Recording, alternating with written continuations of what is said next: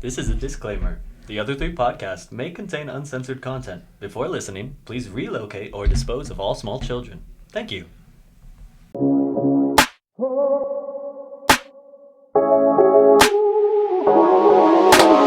Hello.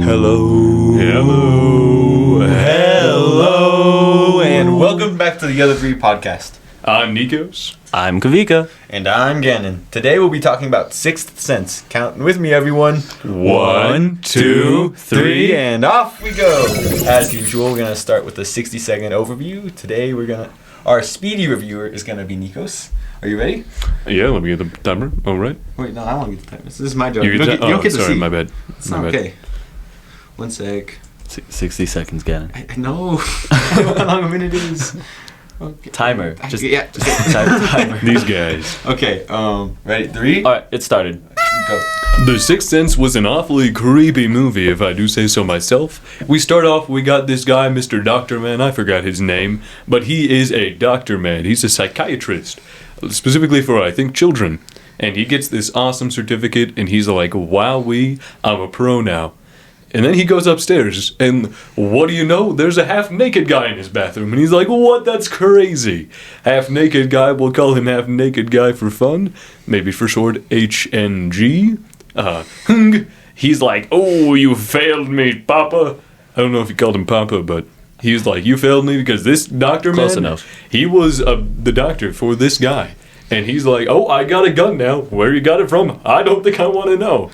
But he takes the gun and he does some bad things. He goes boom, boom, boom. And then later on, Mr. Dr. Man meets the little tiny boy and helps him out. Yeah, and that's pretty much all I got time And that's for. all you have time for, sir. Oh. Man, how'd you know? That was a pretty good. Yeah, Pretty on yeah. spot. I Or think spot on. What I really liked about this movie was definitely like the framing of a lot of shots made it look like really cool. Like there's this one scene where the psychiatrist was doing an exercise with whatever the kid's name is. Little boy. Little boy, the small boy, and when he's stepping in or stepping out, sometimes you see it from the perspective of the kid. Sometimes you see it from down low. Sometimes you see it from up high. But they all convey different emotions to different shots, and it's really interesting, I think.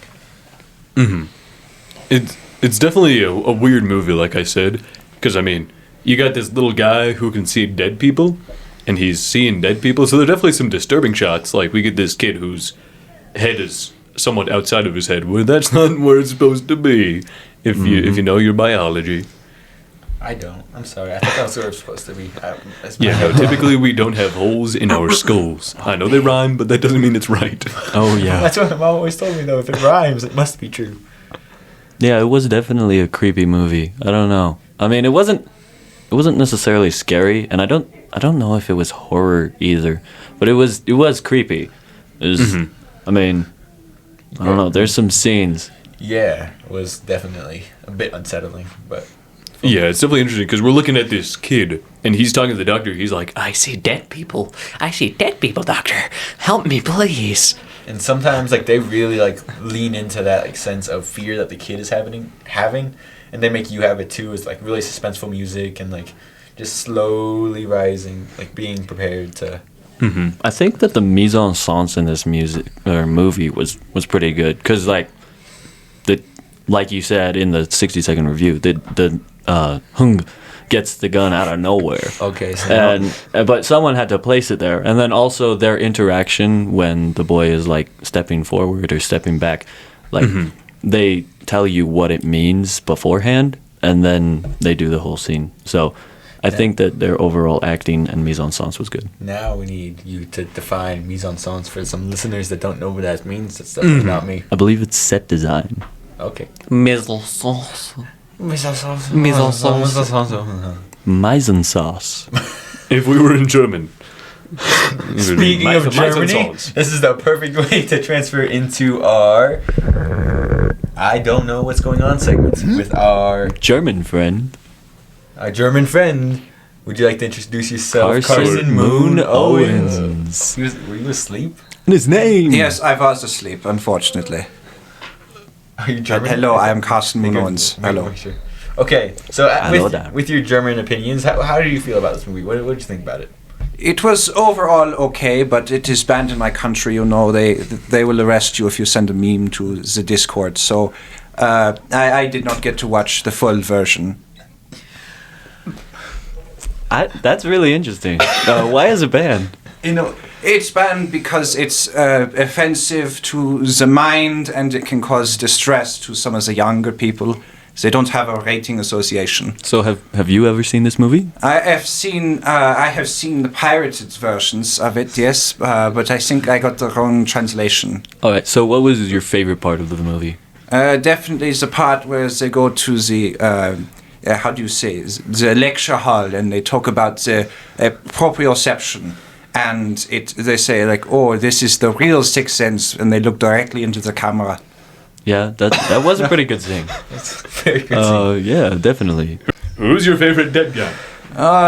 I would definitely say the Hung, as you say. Yeah, he was a dead guy. He died of his own volition. He died pretty good.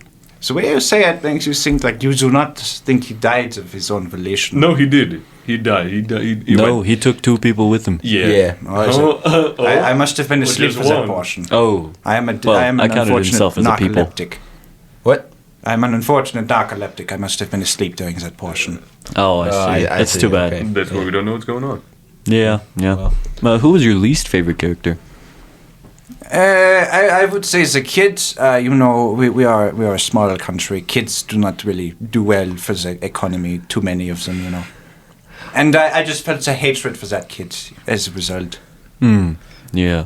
Okay. I kind of liked the kid. He was good at acting. He was very, Nico's actually mentioned while we were watching the movie the kid's skill in being able to act out all of these emotions, and maybe he does see dead guys, so he was able to act it out real good. But he was able to act it out really well regardless. Even with this like mental disease that we think he has, like he still feels very relatable throughout the whole movie, which I think is interesting. Definitely a lot of talent that he had, because like he was 10 and he was doing this, and I'm like, wow, that's impressive, because he was able to portray a very wide range of emotion, because he was showing even like the joy of getting to know Mr. Dr. Man and like immense fear seeing dead people, like the scene in the hospital where he's just sitting there sobbing, and when he gets locked in the cupboard screaming, I'm like, dang, that kid. Regrettably, the rest of the audio of this podcast was not able to be found. I apologize for the inconvenience and hope that you enjoyed the episode as it was.